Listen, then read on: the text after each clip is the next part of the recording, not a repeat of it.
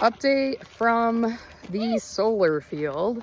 So I have 2 sheep out here that are limping. 244 was not showing any symptoms until a week after she gets out on the solar array and she starts limping like horribly. So today I brought grain and I brought the antibiotic that I usually give them. That's the 1-shot cure-all for hoof rot. And I trimmed her hooves as well. We managed to wrangle her. Now she's not as stressed out and she's allowing Blake to pet her. But I had to be creative when it came to like luring her in without scaring her away. But I did eventually get her. She laid down on the ground as she was fighting me. And Blake helped me big time.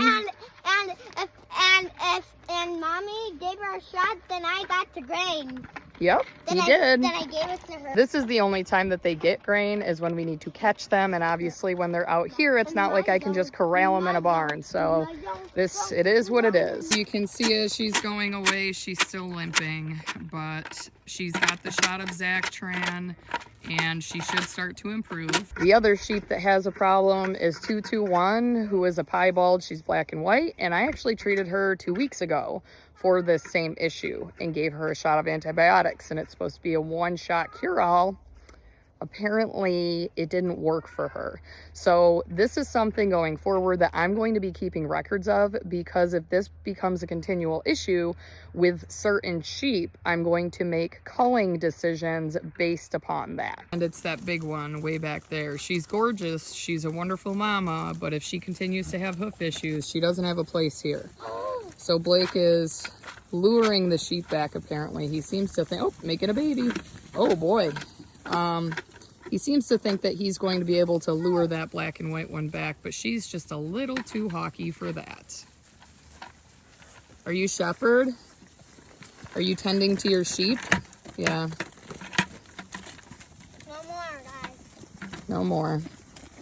But it does look like a lot of them are being covered, and we should have several mid-March babies. So that's a good thing. The big guy is getting a little upset with these males coming onto his turf, but there's enough females, I think it won't be a problem. This is my favorite guy. If I lost him, I would be heartbroken. So as we were walking back to the van, I just wanted to give a quick update on that ram lamb that I had mentioned yesterday that was ill, that came down ill while I was gone to Indianapolis.